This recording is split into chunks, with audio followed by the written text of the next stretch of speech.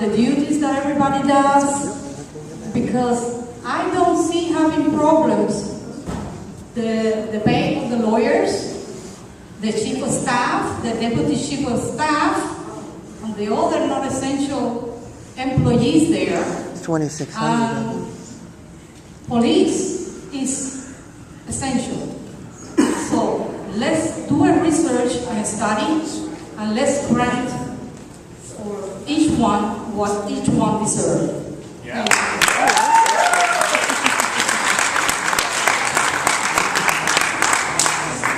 Okay, we'll move on to the next question. Now that all have health insurance required with the Affordable Care Act, why do we still have 1 cent sales tax for Jackson Memorial? Okay, so we're going to start with you, Ms. Meadows, because I believe we started the other end last time. Yes. Do you need me to repeat the question? Okay. Now that all have health insurance required under the Affordable Care Act, why do we still have 1 cent sales tax for Jackson Memorial?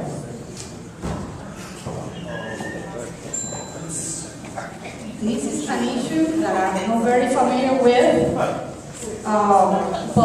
I do want to, and I will make a priority to learn about what's going on with the problem with the tax, because taxes for me are a priority. We don't need more taxes. Thank you. Really? I don't know. I'd rather pay 35% and have my kid go to college for free. Yeah. It's a great question. First of all, the penny sales tax isn't for indigent care. It's for Jackson. So Jackson has been an award-winning hospital. People come from all over the world to Jackson. It does more than serve the poor.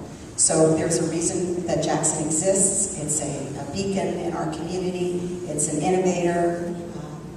We're very fortunate to have Jackson. Secondly, the Affordable Care Act has 2 parts. It has Medicaid and it has the insurance for others. Florida has chosen to not receive the Medicaid component. This is a travesty. We're leaving millions and millions of dollars on the table. This is the policy of our governor, Rick Scott.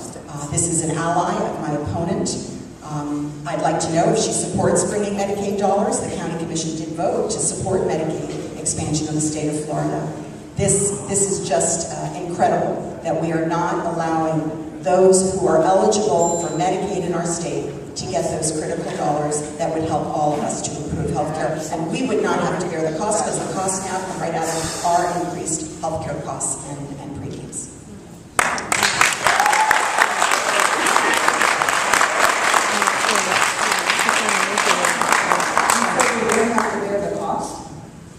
What? That's an interesting statement. The 1% is voter approved, and that 1% goes to sustain for Jackson, and it includes indigent care.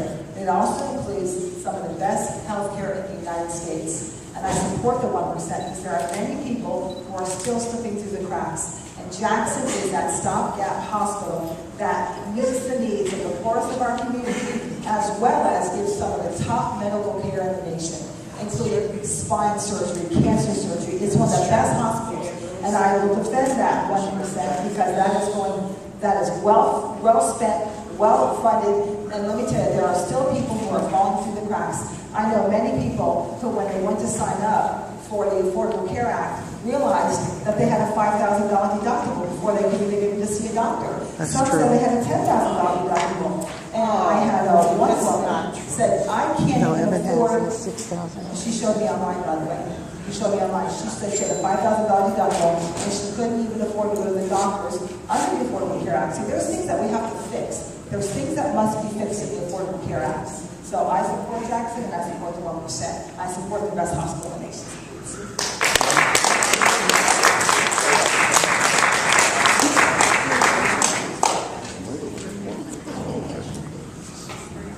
Next question.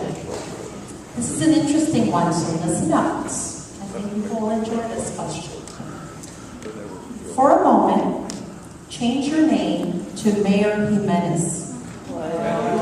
And tell us, where would you locate the new soccer stadium and how will it get funded?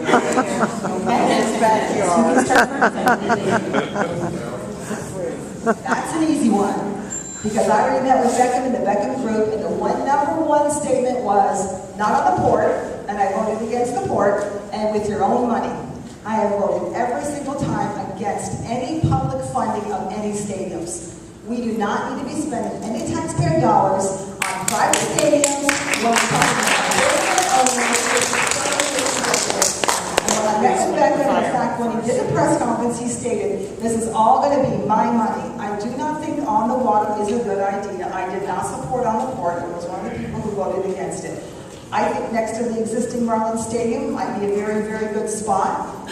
As long as they're willing to pay market rates, whatever the market rate is, whether it's market purchase or market rent, and they want to fund it with their own dollar, I'm good. I'm good with it. As long as it's private funding, private money for a public benefit, that's all good for me. Bring those jobs with your own dollar, but not 1 cent of public, not 1 cent of public money. Thank you.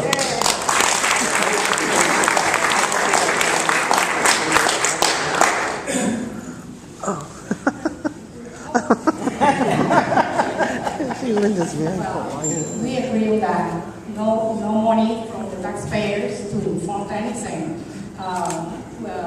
That have to be with the park or museums. So we have 82 museums going to be now with the next Cuba museum. So everything that the people can enjoy as long as they pay with their own money, that's acceptable. Thank you.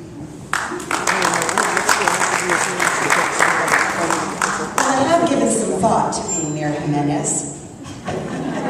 So there's quite a few things that I would do, but on the subject of the stadium, I'm certainly in agreement with the other two that we should not use taxpayer money to that's like fool me once, shame on, I always get this wrong. Fool me twice, shame on me. And we're certainly up to 3. So the Marlins deal is the worst deal probably in the country's history, and we're saddled with that for decades. So we obviously can't afford anything more like that. I hadn't heard that the county commission was demanding that the land be purchased as well as the construction costs. So I think that's a campaign promise that ought to be kept, that the land as well as the construction be at the expense of the team, not at the taxpayer expense.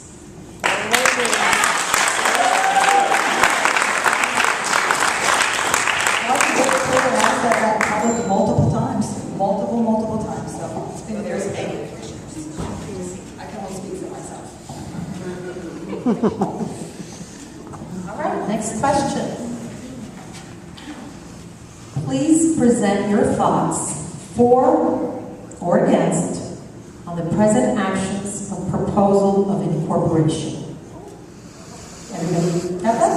All right. We'll start now with Ms. Levine.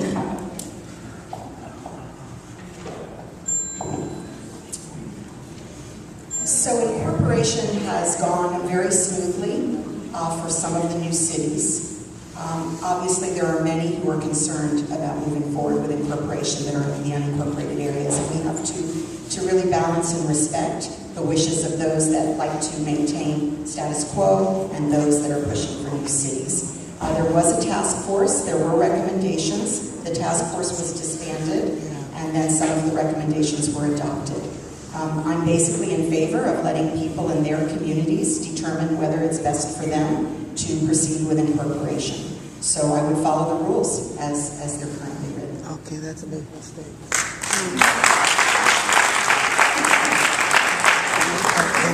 Nail her ass. Okay.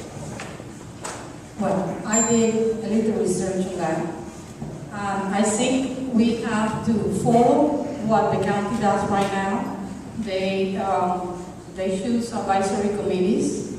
They, give you the time for the citizens to collect petitions. I didn't do that. Wherever you want to do, incorporate or do the annexation. Assisting them with the transition They form new municipalities. They do studies. They have all kind of professionals for this. They do the negotiation, they do the agreements, and they implement then later on all the policies that the Commission approve. So it's a whole process that is already implemented. What I will try to do is to see the benefits, or also not only the benefits but the contributions to that. If it's for everybody in benefit, yes, it's worth doing it. Otherwise, I think there's a lot of spending in professionals and in research and in studies, and I hope they already have something for the areas already done, and we can save some money. But yes, it is already a process that it is implemented already. Thank you. There are two ways to become a city or be brought into a city, and that's incorporation and internationalization. And my statement has always been the same on that.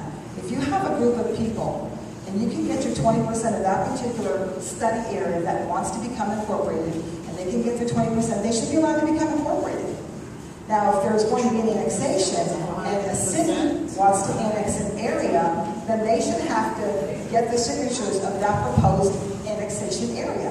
So if someone, in other words, you shouldn't be brought into a city without your consent. And somebody should just not, we have a rule in the county that if you're 250 resident electors or less, you don't have a say-so. And I don't even think that's right. I think even if you're 250 residents or less, you still should have a say-so in whether you want to be annexed into an existing city. And if you want to create your own municipality, your own city, you have your 20% signatures, you should be allowed to. But if you don't want to be allowed to, if you don't want to be forced into a city, you shouldn't be forced either. And I think that should extend to businesses as well. Thank you. She didn't directly. You should have explained it. She may not. I must say, we have had very